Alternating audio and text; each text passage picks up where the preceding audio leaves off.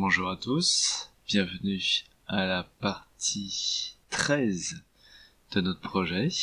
Maintenant que la plupart des objets pour le projet sont faits, je vais vous montrer quelque chose d'un petit peu différent. Cette partie sera consacrée principalement à ce qui est appelé l'Assets Library, c'est-à-dire une bibliothèque d'assets qui a été ajoutée à Blender avec la version 3.0, je pense. Donc c'est ce que nous allons faire aujourd'hui. Pour commencer, allez dans le menu Edit et ensuite Préférences et dans la partie File Path, vous avez tout en bas Asset Libraries et cela vous permet de mettre en place un répertoire où se trouvent tous les fichiers Blender qui vont constituer la bibliothèque d'assets. Je vais changer son nom en Alchemist Workshop, c'est donc atelier d'alchimiste en anglais, et conserver ce dossier que j'ai déjà mis en place. Et maintenant, je vais préparer un fichier qui va servir de contenant pour tous les assets que je veux ensuite regrouper dans ma bibliothèque. Et je pourrais ainsi les récupérer depuis ce fichier-là. Je vais donc supprimer tout ce qu'il y a dans ma scène et sauvegarder ce fichier dans le dossier que j'ai désigné comme étant ma bibliothèque. Je vais lui donner un nom. Et voilà. Et maintenant, l'idée, c'est d'importer tous les assets qui ont été créés pour le projet dans ce fichier. Pour cela, je vais aller dans File et choisir Append. Append permet d'importer toutes sortes de données d'un fichier Blend au fichier courant.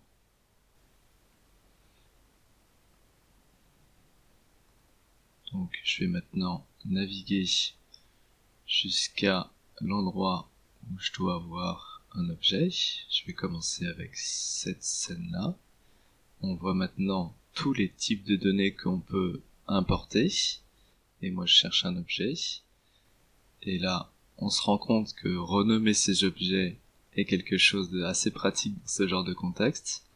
Je sais que cet objet cube, c'est ma table, mais bien sûr, s'il y avait plus d'objets, cela s'avérerait difficile pour moi de retrouver le bon. Je vais renommer cet objet table. Ok.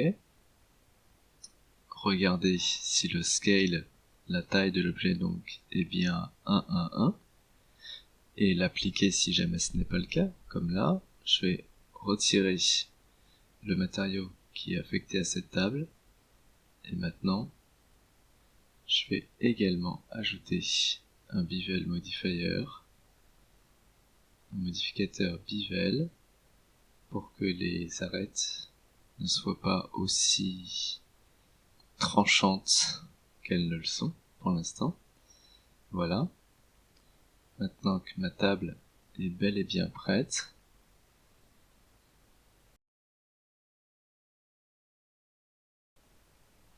je vais dans le outliner, cliquer avec le bouton droit sur mon objet et choisir Mark as Asset. On voit bien qu'il y a un icône comme des livres de bibliothèque juste à côté pour dire que maintenant c'est un asset dans la Asset Library. Et je vais donc sauvegarder le fichier. Et si je commence un nouveau fichier, ce que je peux faire, c'est supprimer tous les éléments là parce que je n'en ai pas besoin.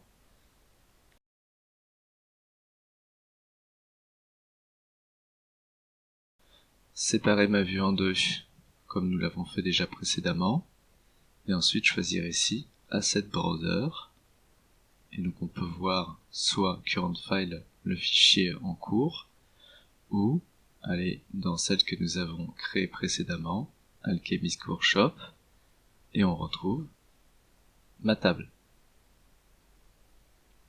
on peut ensuite cliquer et déplacer dans la scène quand on veut et à n'importe quel endroit. Et on voit bien qu'on retrouve la table comme elle a été faite, avec toujours par exemple le modificateur Bevel au cas où nous souhaiterions le changer. Et je peux bien sûr placer autant de tables que je veux. L'objectif, c'est de le faire sur tous les objets de la scène. Et pour montrer un autre exemple, je vais réouvrir le fichier qui va contenir tous les assets et je vais faire un import de matériaux. Aller dans File, Happen Again, et je vais chercher un endroit où où on a créé un matériau. Je vais aller par là, ouvrir ce fichier, et maintenant regarder dans le dossier matériel, et je l'avais appelé Learning au moment de la création.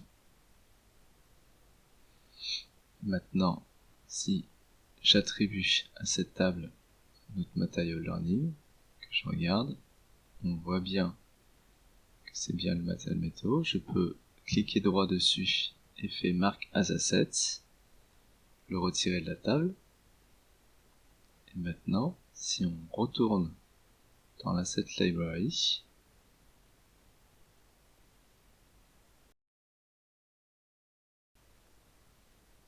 nous avons bien notre matériau. Il s'appelle Learning. Alors, ce que je vais faire, c'est que je vais le réattribuer et changer son nom ici en métal, bien sûr. Et maintenant, nous avons un matériau métal et notre table. Je vais donc le faire pour tous les objets.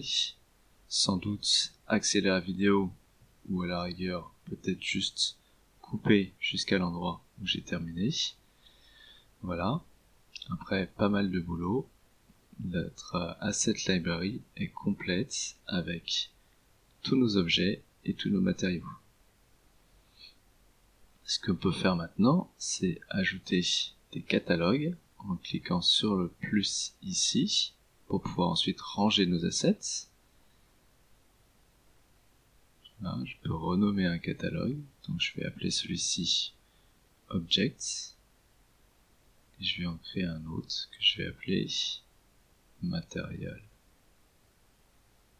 Et maintenant, il me suffit juste de cliquer et déposer les éléments dans les caractéristiques correspondantes.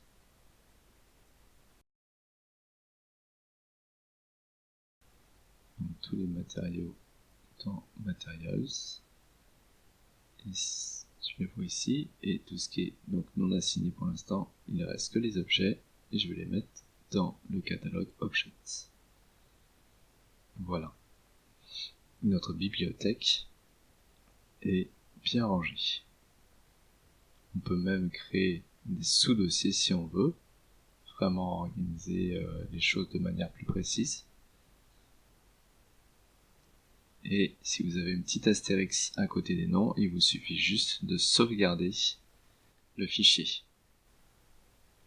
Alors maintenant que notre Asset Library est bien complété, ce que nous allons faire maintenant, c'est construire l'atelier. Pour cela, j'ai créé comme d'habitude des images de référence que je vais mettre en place comme les références précédentes.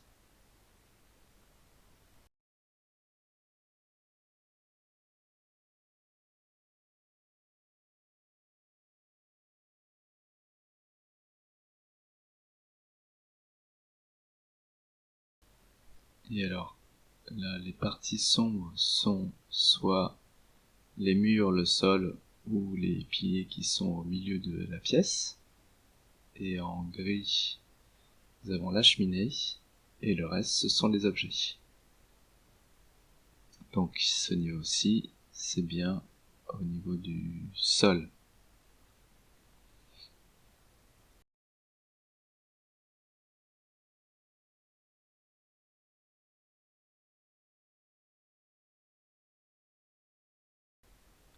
Ce plan va placer à cet endroit-ci.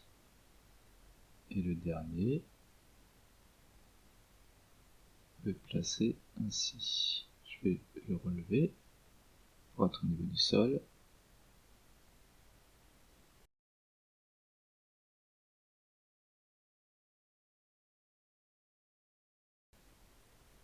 Ensuite le reculer par là.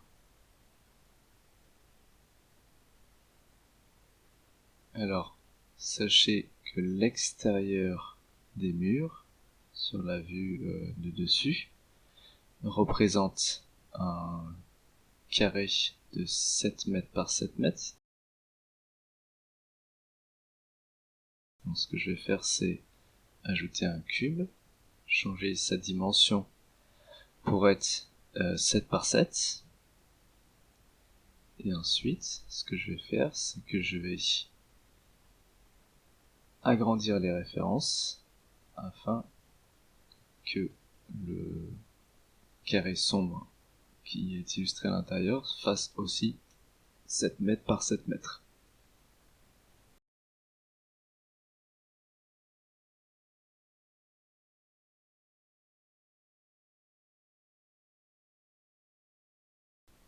Voilà, cela n'a pas besoin d'être extrêmement précis. Nous ne sommes pas à quelques centimètres près, c'est juste pour nous aider à placer les éléments dans la scène. Je vais relever de nouveau tous les éléments pour être au niveau du sol.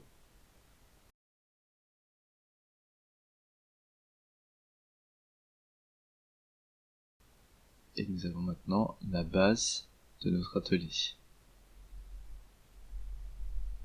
Je vais organiser un petit peu ma scène en créant des collections, en rajoutant les filtres nécessaires. Voilà.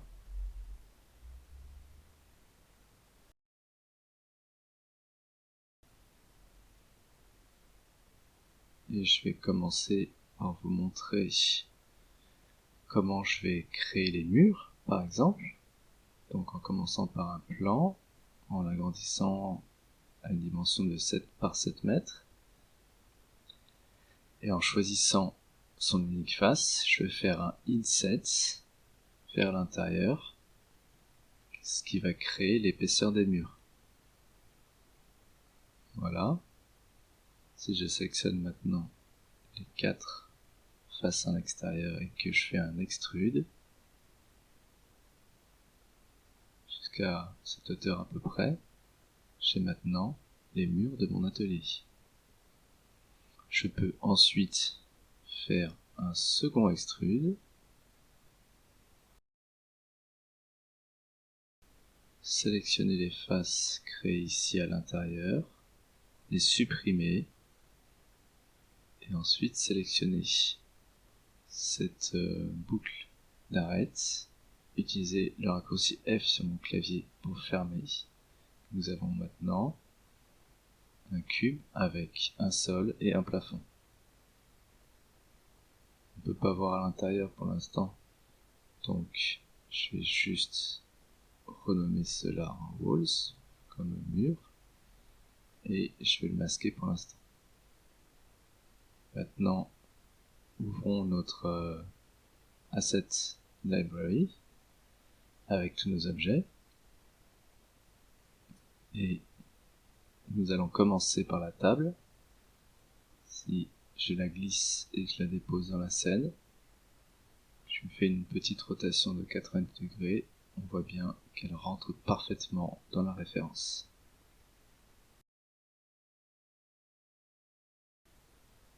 Je peux ensuite ajouter les chaises et les modifier pour qu'elles soient à peu près calées avec l'image de référence.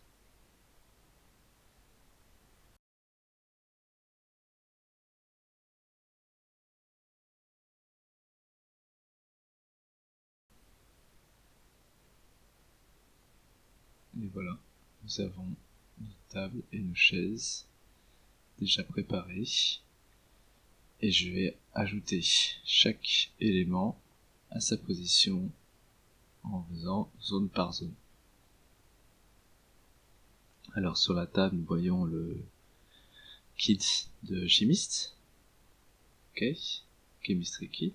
Alors ce dernier est un peu particulier, puisqu'il était constitué de plusieurs objets, je les ai conservés ainsi, et donc on ne peut pas pour l'instant ajouter dans la bibliothèque une collection entière. Ce que j'ai fait, c'est que la collection, j'ai cliqué droit et j'ai choisi Instance to See, ce qui m'a créé un objet qui est une copie de la collection, et c'est cet objet que j'ai fait mark as asset, ce qui me permet maintenant d'importer mon kit de chimiste. Je peux supprimer la copie et ensuite travailler avec la collection entière. Je vais donc maintenant la déplacer là où elle va sur la table.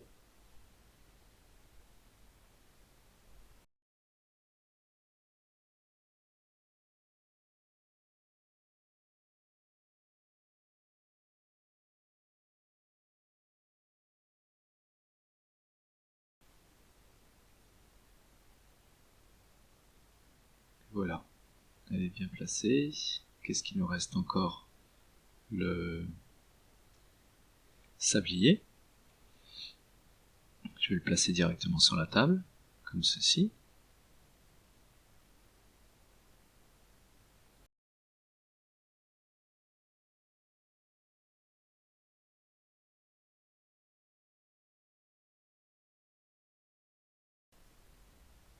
Je vais modifier sa taille pour être proche de ce que nous avons en référence, mais bien sûr, encore une fois, ce n'est pas un élément déterminant de l'animation finale, libre à vous de lui donner la taille que vous voulez, et même peut-être l'emplacement aussi.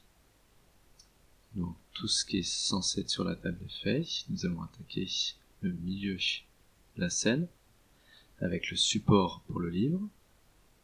Voilà, je vais changer son orientation, assurer qu'il est à peu près au bon endroit. Super. Et nous avons aussi notre chandelier.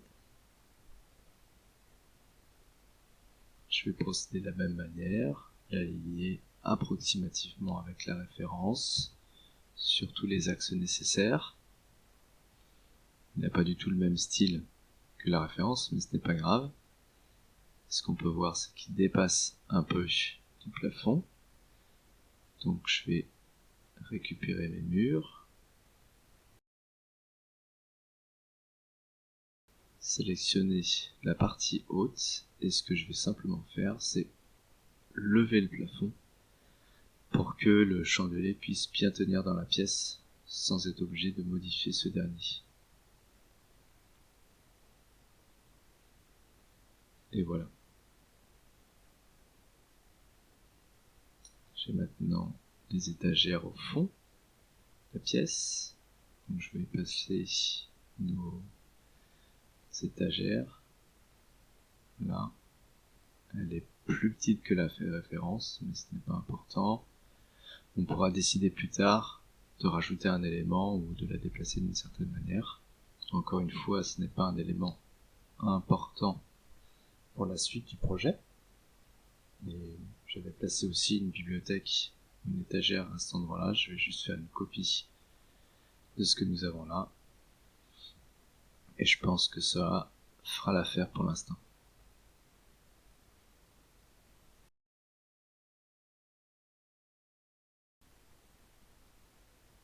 Voilà, bien placé dans le coin. Pour l'instant, cela fera l'affaire.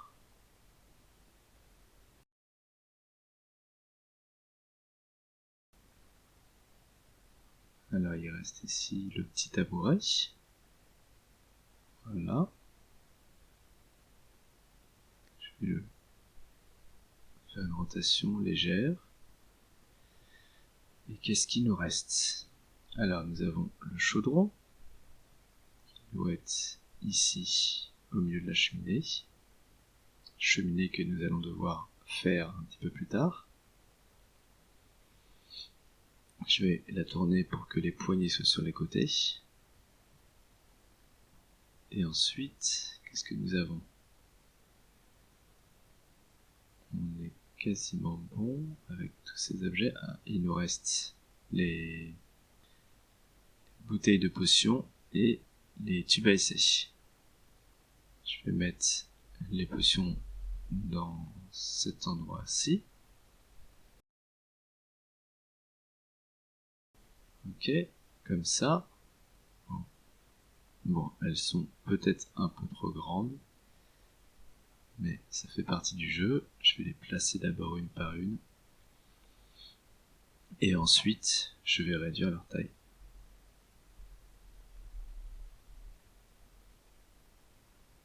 Voilà, peut-être un tout petit peu plus, pour tenir vraiment sur le bord.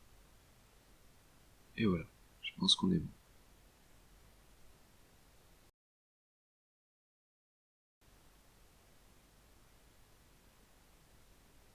Ok, et le dernier élément, les tubes à essai. Je vais les mettre de l'autre côté, sur l'autre étagère. Bon, ils sont encore plus grands, mais bon, cela ne pose pas de problème. On pourrait peut-être à terme modifier l'élément dans la bibliothèque afin qu'il ne soit jamais trop grand. Mais pour l'instant, voilà, puisqu'il y a un seul élément, on peut le placer comme ça. Et là, je pense que la pièce est maintenant bel et bien remplie. Je vais organiser mes objets encore une fois avec des collections. Voilà.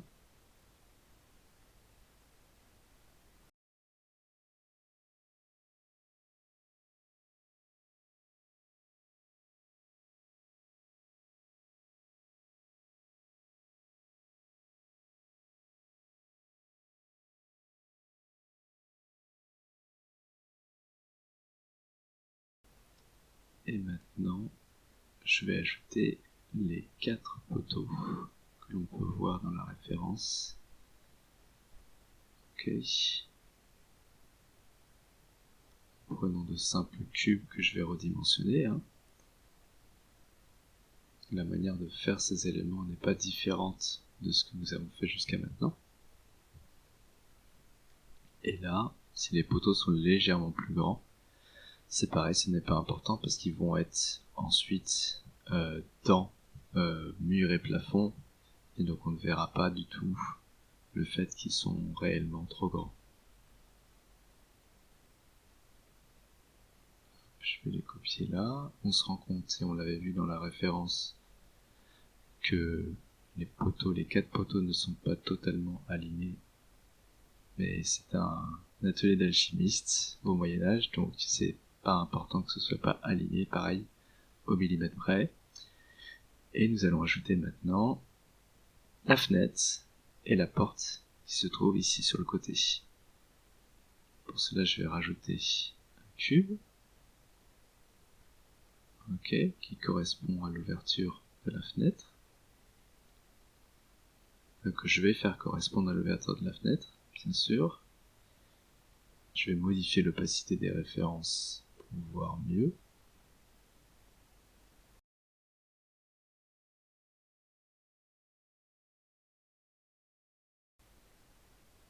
Et voilà pour ma fenêtre. Je vais placer le cube de manière à ce que cela traverse les murs pour faire ensuite un trou. Et pour la porte, je vais dupliquer le mesh du cube en Edit Mode pour que cela fasse partie du même objet et lui faire correspondre à la taille de la porte.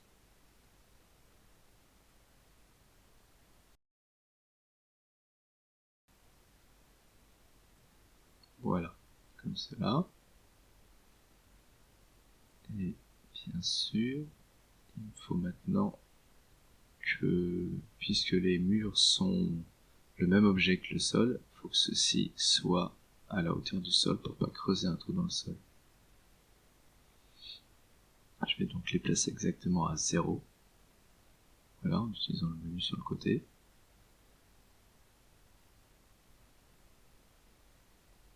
Je maintenant changer les noms de mes objets pour pouvoir les retrouver facilement.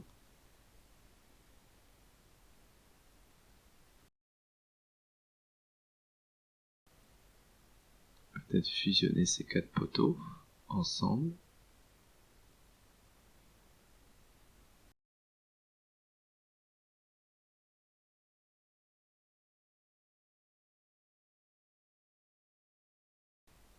Et ensuite, je vais utiliser donc, comme vous le savez, un modificateur booléen sur mes murs, choisir les objets que j'ai utilisés pour creuser les trous. Voilà.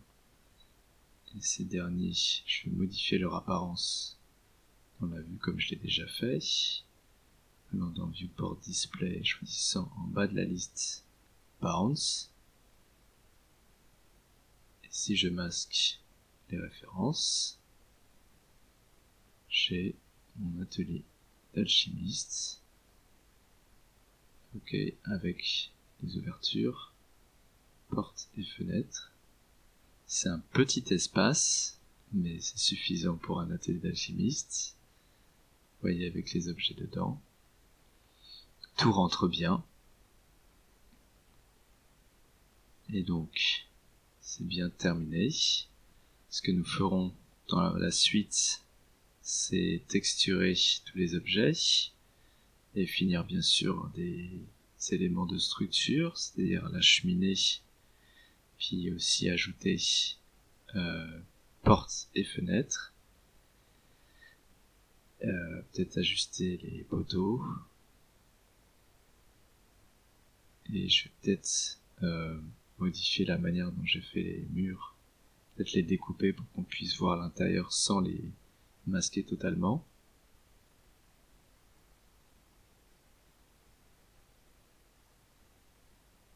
Et je pense qu'on va s'arrêter là. Vous vous rendez bien compte que une fois l'asset library bien configurée, c'est relativement facile de mettre en place tous les éléments, comme ça.